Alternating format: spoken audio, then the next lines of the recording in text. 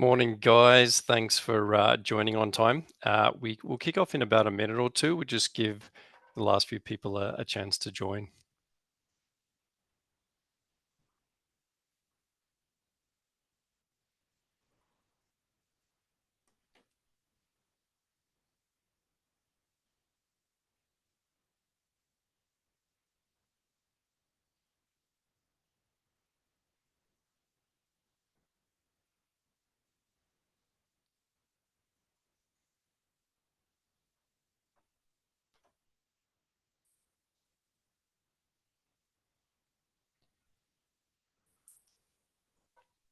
Hi, welcome, guys. Thanks for joining. We'll probably just give it another 60 seconds as we get a few more joining, and then we'll kick off.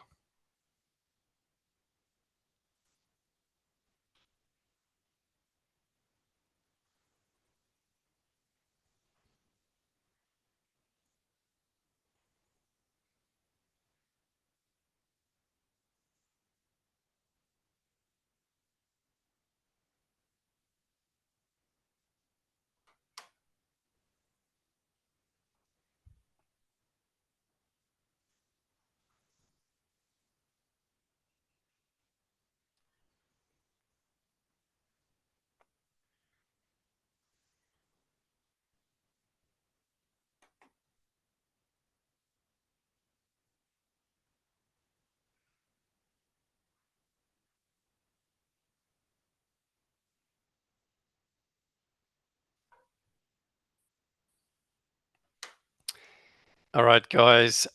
Thanks for joining on time. Look. We've got a few people still joining, but let's get cracking, and then people can join as they like. So, look, guys, welcome to Valiant's Commercial and Business Finance series. My name is James Pattison. I'm the National BDM at Valiant, and really wanted to have you guys come away from the webinar with a good feel for the commercial and business finance space. If you haven't worked in this space or with your clients, then a great introduction to be able to start offering it to your clients, or if you currently are offering it to your clients, a way to sort of enhance and grow in that offering. So, if you haven't worked with Valiant before, don't know much about us, I'll give a quick rundown. Valiant's been around now for about 10 years. We were born out of a real need where businesses, small businesses especially, found it very challenging to get access to finance. It was a space, and it's a global issue where it's a space where businesses have that challenge. And so Valiant was really one place where all businesses can go for their finance needs. So the guys have done a great job over those 10 years to build it out to pretty much what is Australia's largest commercial broker. We work with partners like yourselves, with mortgage brokers, accountants, financial planners, so that you're able to offer it to your clients as well. So over those 10 years, we've now built out to about 90 specialists, 90 brokers in the Sydney office across the different types of finance. We funded about 2.5 billion in loan volume, which might not seem like a huge amount over 10 years, but when you consider that bread and butter until over the last few years has been loans of about 30 to 40,000, it means that we funded over about 20,000 clients. So there's been huge and a growing demand in this space. And in terms of the lenders that we work with, the guys have been really specific. We've got about I think 93 lenders, just over 90 lenders on our panel. The guys have been very specific in choosing lenders that are best in their particular niche, but it also means that because we've got the numbers, we can go quite broad in finding solutions for your clients and making sure clients are getting the best deal on the market. But that's really enough about Valiant. I wanted to run a quick poll now just to get a feel for yourselves. If you could maybe um, click on the poll, should hopefully appear in the next few seconds. If you could just click on the one that suits you best in terms of broker, accountant, financial planner, it'd be great to just get a feel for the types of numbers we have in the audience.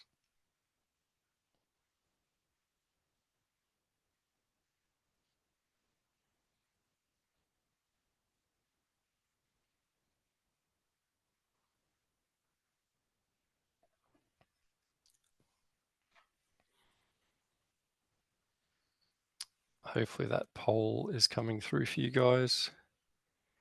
Just give it a few more seconds.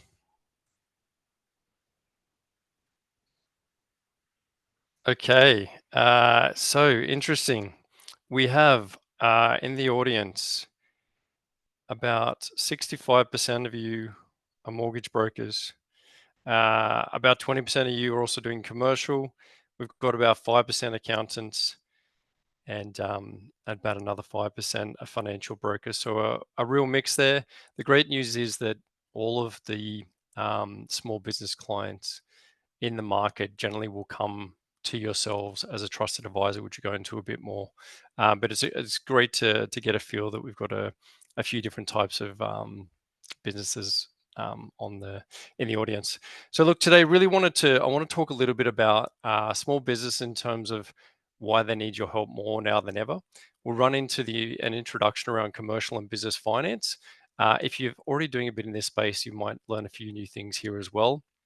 And then what I really want to get on towards the end of the webinar is your commercial and business finance journey. And what I mean by that is wherever you're at in the journey, whether you're not currently offering it all to your clients, or whether you might be offering it and you want to enhance that offering, how we might be able to work together to help you to do that. So I'll jump straight in. Not only is it a challenging landscape in terms of the finance, access to finance for small businesses, but the broader economy has been really challenging. Over the last year and especially right now. So we've had continuous rising costs, rising inflation that makes it tricky for small businesses. We've more recently had the trade wars, the tariffs. There's been a disruption to the trade and supply for small businesses. Low consumer sentiment, I think it's the lowest in 6 months that we've had in terms of consumer demand. So that's been another challenge for small businesses. And the labor market, I think unemployment's around 4% now, which is a challenge as small businesses grow. There's a bit of a skill shortage. Obviously, small businesses find it challenging as well to be able to compete with larger corporates. They've also got the access to finance, which we'll go into a bit more detail. And political uncertainty. We've obviously got the election coming up. With that coming up, businesses have been finding it challenging to make strategic decisions. And so that's just added to it as well. So we've got this sort of broader economic challenges that the businesses face at the moment. And more specifically around access to finance, there's a few different reasons why the commercial and business finance space is challenging for small businesses. There's a lack of clarity around the types of finance available because there's so many lenders, so many products. I think across our 90 lenders, which are a lot of the main lenders in this space, there's over like 1,000 different products. So it's understanding where to go. All of those lenders have different application processes. If they're going to their bank's going to have a probably quite cumbersome document heavy process that can take a while. So it's time to go and find the right type. Also, a lot of business owners, especially sole traders, won't be aware of their credit history and how that affects their ability to get funding. So across all of these, it just makes it extremely challenging for businesses to know where to go for the right type of finance. I wanted to quickly take another poll. I wanted to get a feel for you guys at the moment. How many of your clients are self-employed? So if you wouldn't mind just answering the poll, just to get a feel for the percentage of your clients that are self-employed, and then I really want to talk to that stat. We'll just give it a few seconds if you could complete that.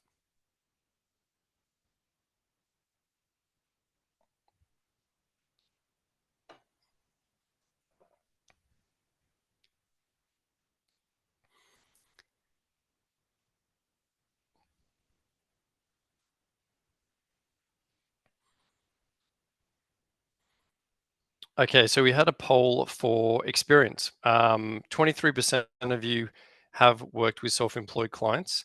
63% have done a few deals, and 13% of you haven't actually done any deals with SME clients.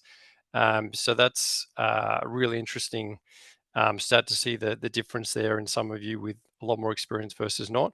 And then also we did a poll here where we've got how many of your clients are self-employed. I've got the majority have answered that 20 to 40% of their clients are self-employed. We've also got 23% with under 20%, and we've got 20% of you with over 80% self-employed.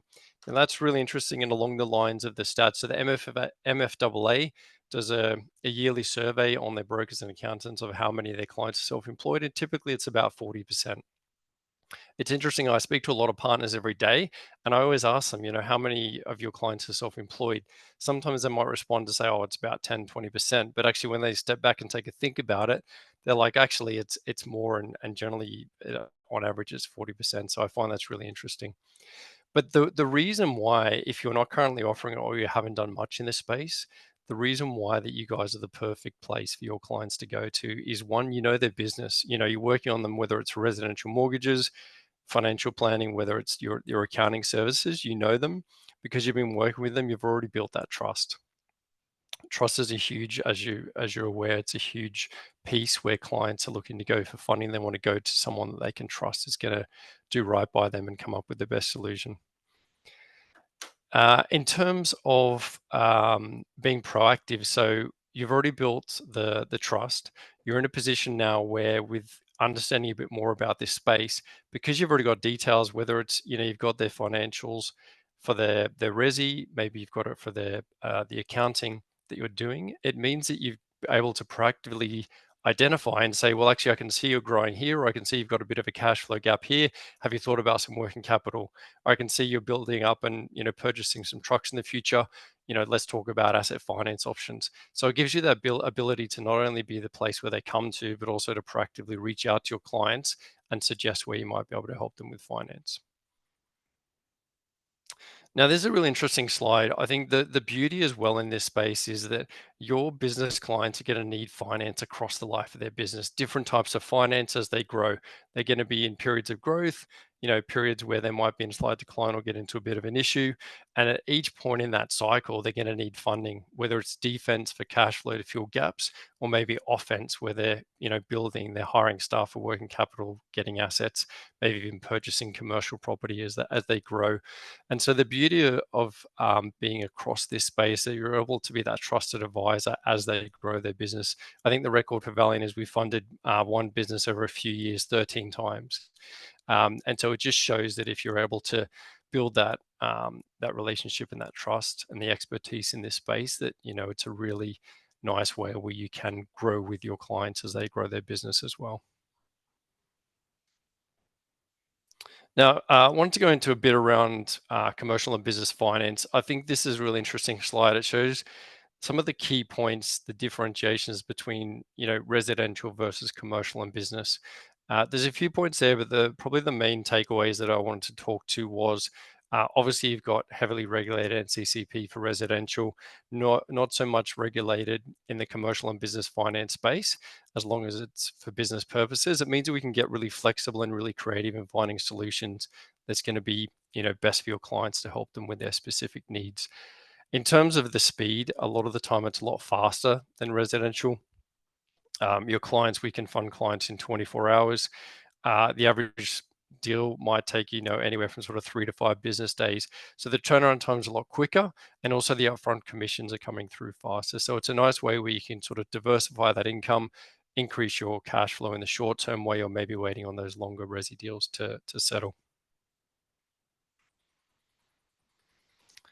Now, broadly, I wanted to go into the types of finance that Valiant works with, and you're able to offer to your client. High level, it's broken down into cash flow or unsecured lending. You've got your asset and equipment finance, and then your sort of commercial and development finance, your larger deals. And you can see there in terms of volume, it's fairly evenly split across the three. Commercial and development's a real growth area at the moment as well. But I'll dip into a bit more about these so you can get a bit of a feel for each space, whether you've done a little bit in the space or you haven't done it before. Um, at its base, cash flow finance, a common problem that you might see with your small business clients is where they are maybe purchasing inventory. The time that inventory is sitting there to the time that they sell it and get paid, there might be a gap there that they need to fill. On the other side of things, they might be working for clients where their clients are taking 30, 60, 90 days to pay them. Again, they've got delays there where there's a cash flow gap. So cash flow finance is really a great solution for quick and easy finance that allows them to fill that gap so that they continue to grow their business.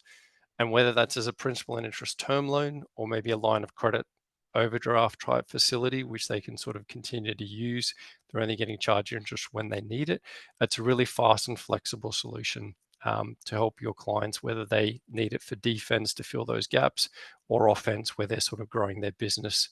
And beauty is very minimal fees to get in, very minimal early exit fees, and all of our working capital lenders can lend where there's ATO debt, which obviously is a real talking point this year.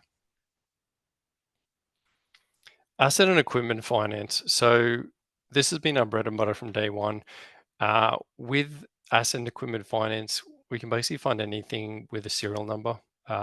So we've had some weird and wacky things, but basically any type of equipment with a serial number, there's solutions for that you can offer to your clients. In terms of vehicle finance, we can do anywhere from your vans and your utes up to $400,000 trucks, yellow goods, farm machinery. We do luxury vehicles. I think the most expensive luxury vehicle that we funded was a $1 million Rolls Royce. So we can do those larger ones as well. But this is a real ongoing need for clients, and it's a nice sort of cross sell as well. If you have a client where they're doing asset finance, that you might pair that with cash flow finance to help them around their growth. But in terms of asset finance, we do have lenders that can lend within 24 hours. We also have lenders that can be quite sharp if they've got the documents and the time. So there's a lot of different options in that space.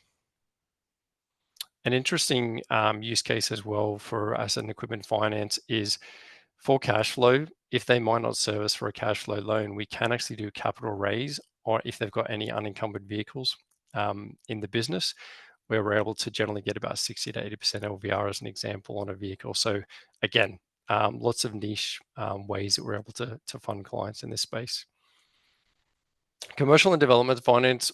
So we work with commercial property. We also do construction development finance, both up to 100 million. So we can help with those larger deals if you were doing more and getting into this space. I have a lot of partners that will work with Valiant when they're initially doing it because they might want to get into it themselves. And also a growing trend that we've seen is business acquisition, franchise finance, especially over the last 12 to 18 months, a lot of franchise startups and purchases, business acquisition, especially in the medical space, but pretty much across all industries. If you do have clients looking for business acquisition, if they're property backed, we generally want to see at least a 20% deposit.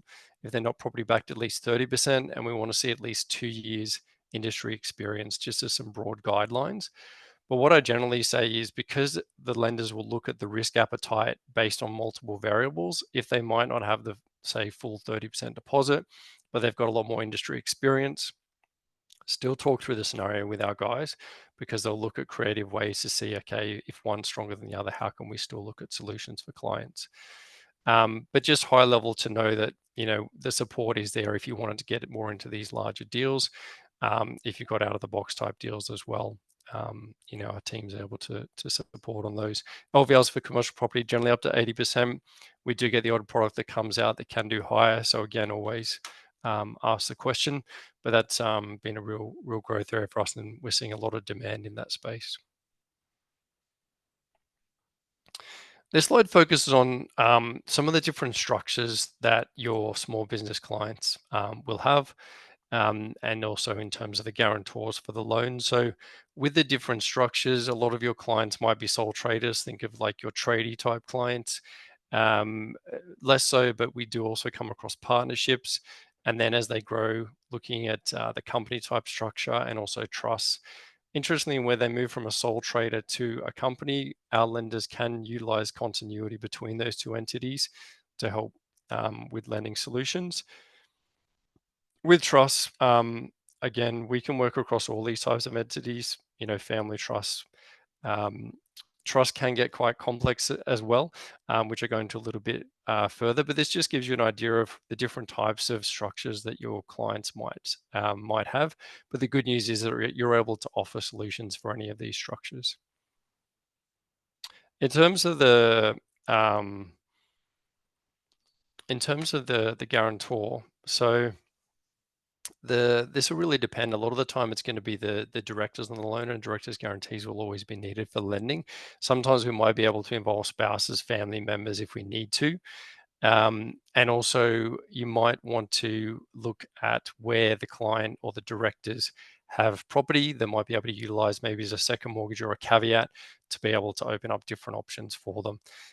So really just getting an understanding of maybe who is available to go in as guarantor. Is their property available as a second mortgage or caveat? It's just good to know that, up front, so that we're able to put the client in the best position to look at the best option for them.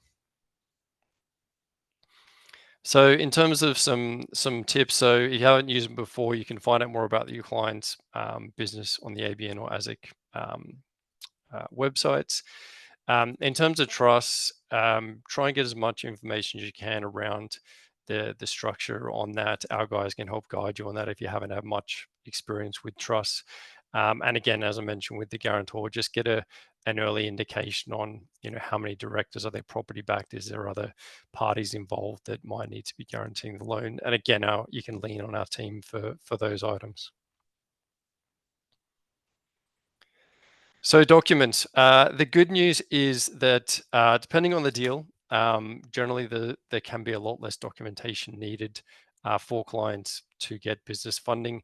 With commercial lending, you've got the ability to go anywhere from no doc, low doc, mid doc, all the way through to full doc, depending on how quickly your client needs the funds, depending on what documents they have available.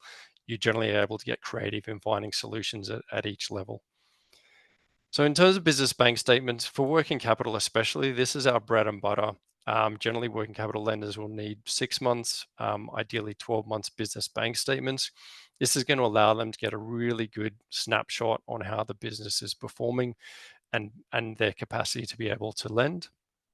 So business bank statements definitely needed for working capital. When it comes to asset finance, we do have low doc solutions where if they've got the right setup, we might not need the bank statements.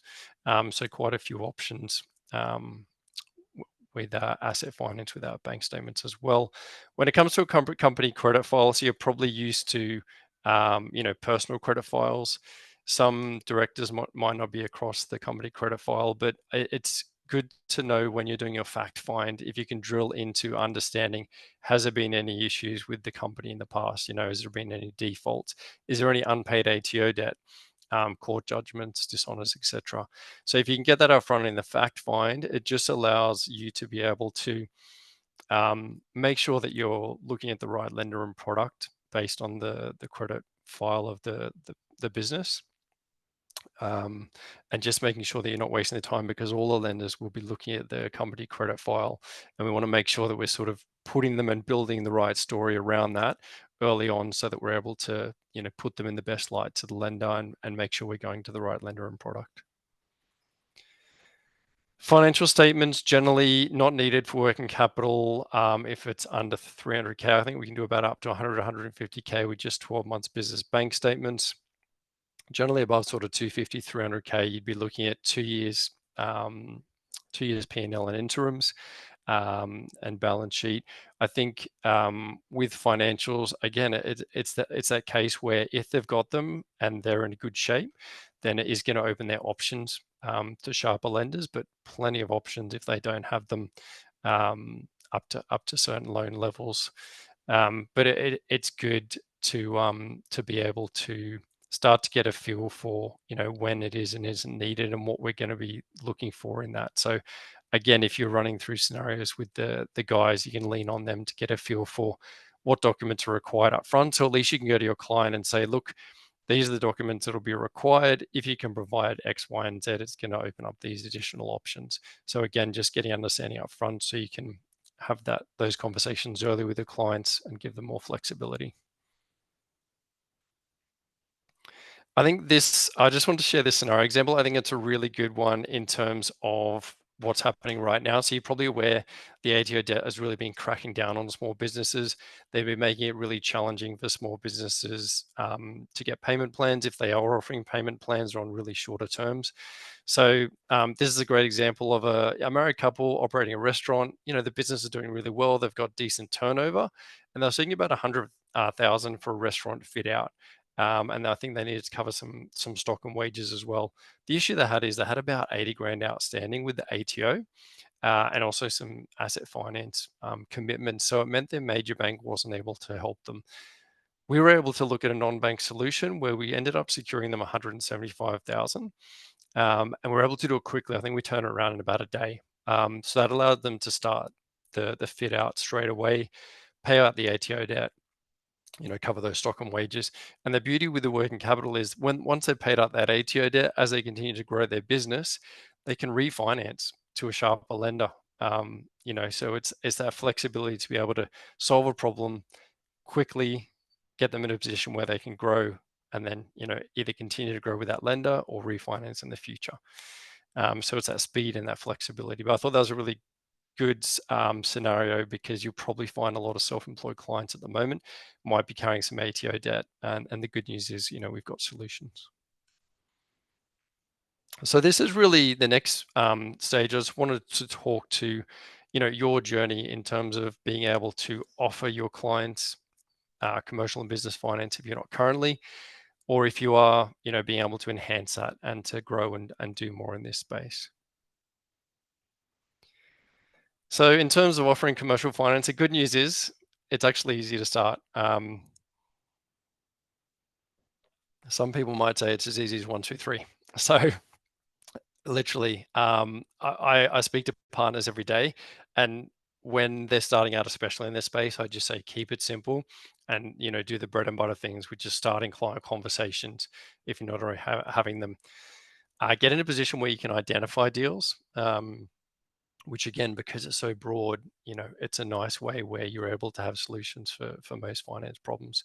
And then you can basically start helping them straight away.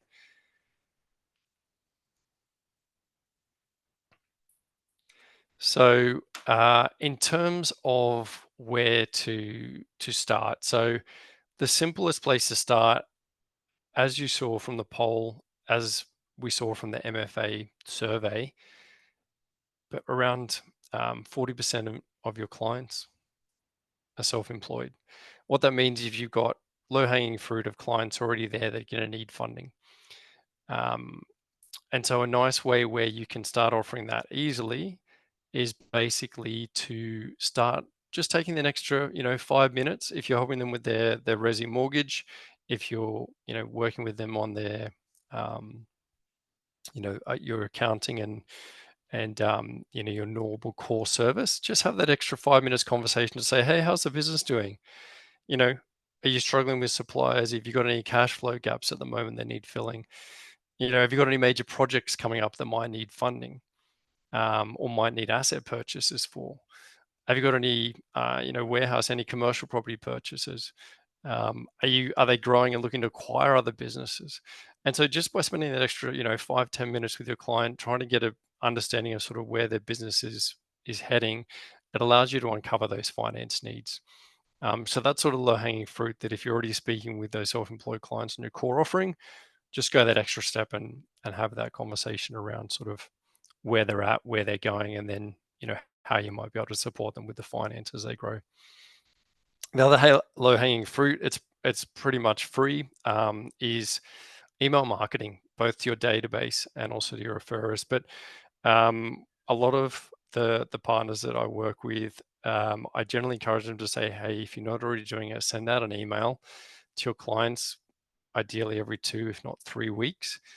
You want to be sending out a list of all the finance you can help them with, but also 1 or 2 scenario examples, like the scenario example I showed, just works really well, because having that scenario example, 1, is engaging content. It's interesting. It's a story that people want to read, and so they'll read the email. But 2 is that they can relate to it. They can think, oh, actually, I've got a business problem just like that. Or for your referrers, they might think, oh, I've got a client like that. So as simple as it sounds, just sending out those scenario examples regularly, a list of what you can do fairly regularly. 1, you get known as being able to help in that space. But 2, the scenario examples just make it real. That'll generate some nice lead flow for you. And then obviously updating your channel. So, when you're out networking, etc., or sending those emails out, make sure you send it to your network, send it to your referrers as well, because they're going to have clients that they're going to be able to need to send your way. So as simple as it sounds, going that further with asking the questions, the email marketing, it's really low hanging fruit where you're not having to spend any more on marketing, but you're able to start becoming known in that space and starting to generate leads in that space.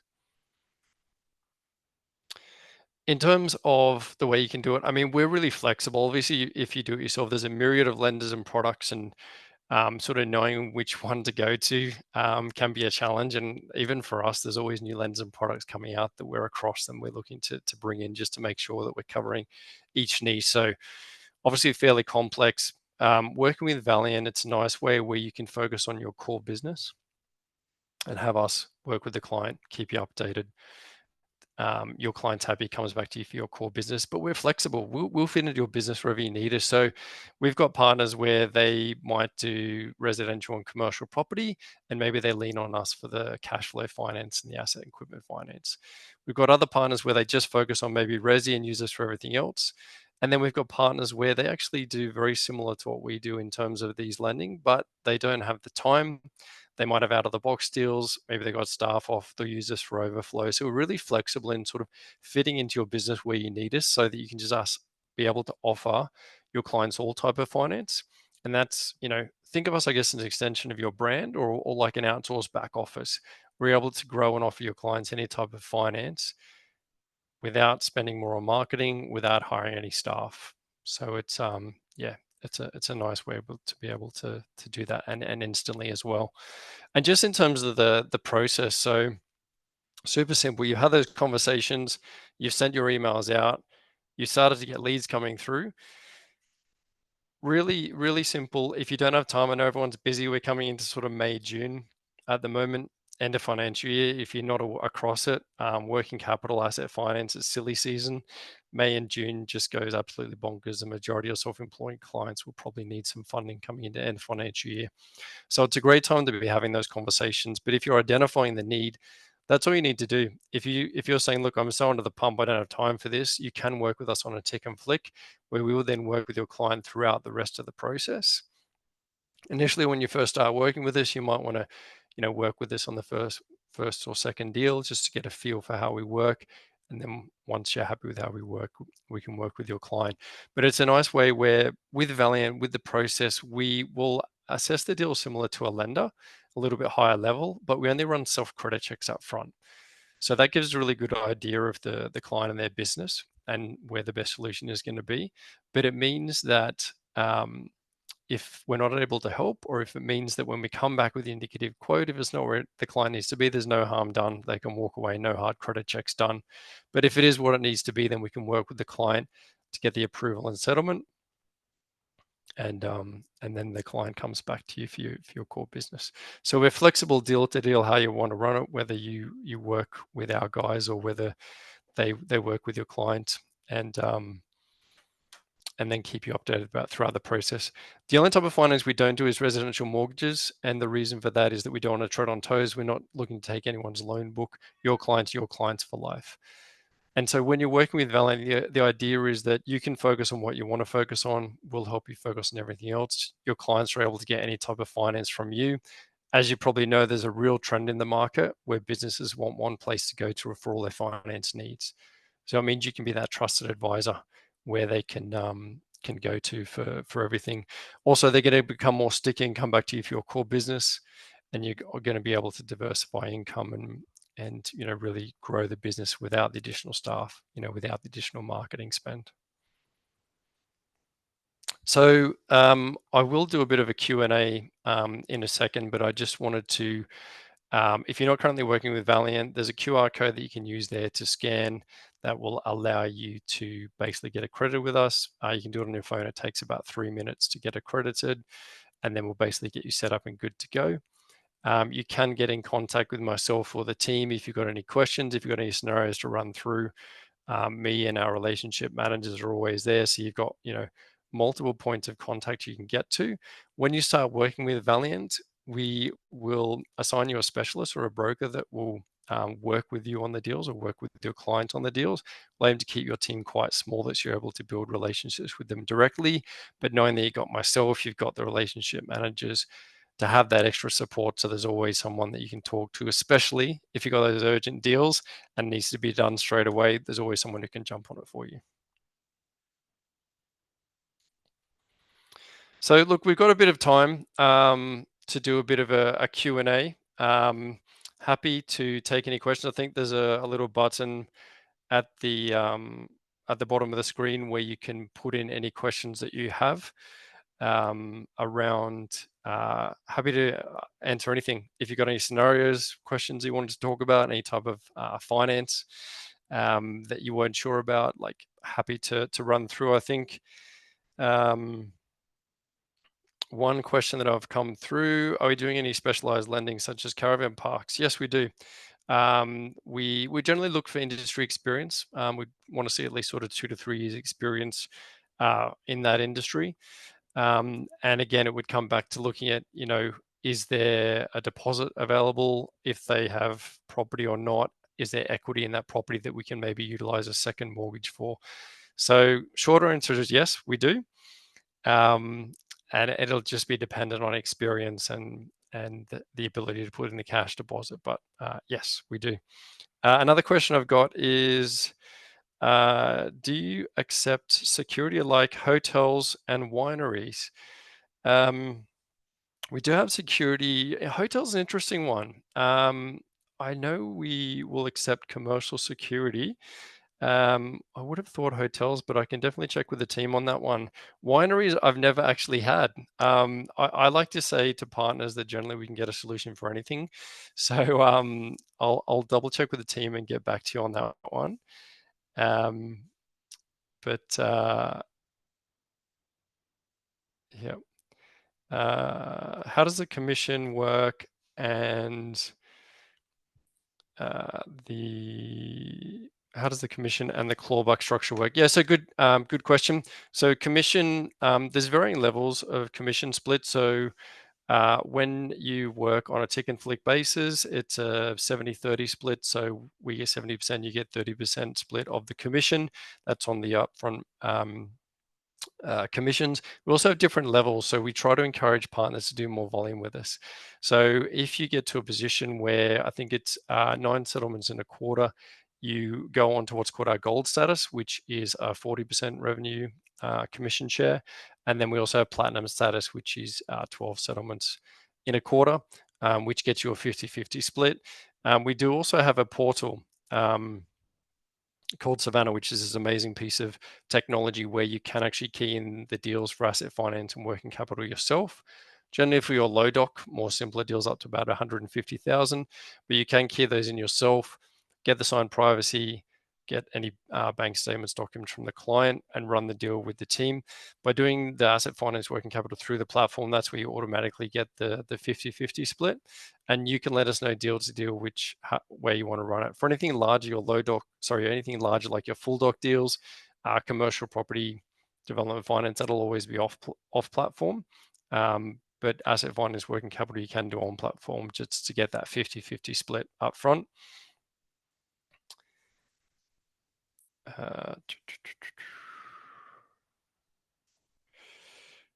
Yep. Looking at one question where most of my clients are hospitality based. Is it easy to do with low documents? So we have many solutions across all types of industries. Hospitality is very popular, especially with working capital. So generally with working capital and hospitality, you'd be looking at least 6, if not 12 months business bank statements. If they're looking for an asset, we do have quite a few low doc solutions in that space. It would depend on sort of property backing and deposit. But yes, we do have low doc solutions for hospitality clients.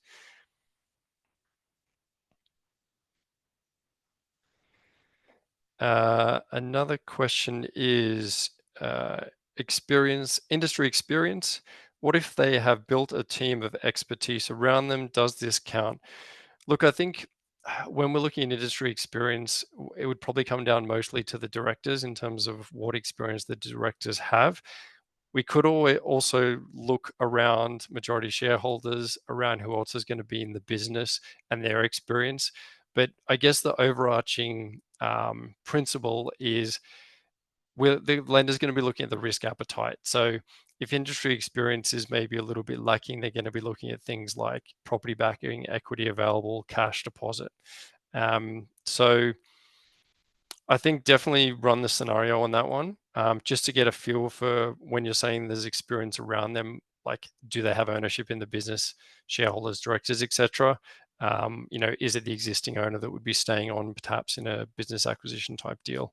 So that's always useful information. But high level, I'd say yes, depending on other variables. Can you assist with startups low doc? So startups are tricky. Our working capital lenders can lend as long as they've been trading for at least 6 months. So 6 months trading income. If they've bought the business, they can lend where they've purchased the business at least 3 months ago. Um, we do have 1 day ABN solutions. So where you've got a new business startup, literally a 1 day ABN, where they might be purchasing a truck, for example, that comes with a contract, we can use work source letters and cash flow projections to be able to lend for completely new startup for asset purchases. Where it comes to literally complete new startup and they're just after a loan, we do consumer vehicle, but we also can help with personal loans. Sometimes for a startup, the best solution might be if they're currently PAYG and it's a new start, no assets involved, it might be, hey, let's get them a personal loan for business purpose, which are our solutions for, to at least get the business started, get the income coming in. And then as they get to 6 months trading, we can look to say, okay, would it be better to refinance into a business loan with tax deductible, etc. As they're purchasing assets, that's where we can look at that 1 day ABN type deal where as long as they got a contract or work source letters related to that asset, it means that we can lend early on. Yeah, good question. So, what would a typical, this is from Eric, what would a typical commission be for tick and flick 50K deal cash flow? So, for working capital and asset finance, you're generally looking brokerage on average is around 4%. We can flex on those. We've got a lot more flexibility in the asset finance space. We can flex down to probably a minimum 2% if we need to get competitive against maybe another broker or if there's a dealership in the play. Some lenders will allow us to flex up, so we can take your lead if you wanted to increase brokerage. Maybe it's a very complex deal with a lot of work. We'll take your lead, whether you want to flex up or flex down. Whatever we do, we would share in that commission. But on average, to keep it simple, cash flow, asset finance, generally around 4% brokerage, and we would split that. So if I say 50,000, we'll keep it simple, 100,000, 4% brokerage, you're looking at 4,000.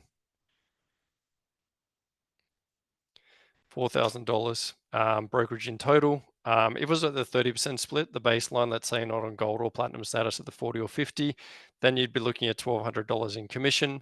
And again, that's literally for a tick and flick, name and a number. So not bad for sharing a name and a number.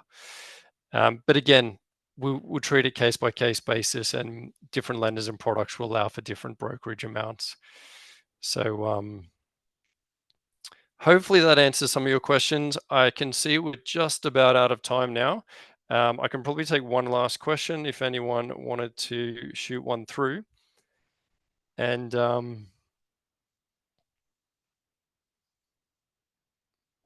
no problem. If there's any questions that you did ask that we weren't able to answer when we send around the recording, the deck, we will include answers to the questions as well, just so you guys are across those. But I just wanted to thank you for your time today. I hope this was useful. If you have any follow-up questions around how to work with Valiant, any scenarios you wanted to run through, feel free to email through, give us a call. More than happy to help. But yeah, I appreciate your time, and hope that this helps you on your journey and helping your clients with commercial and business finance.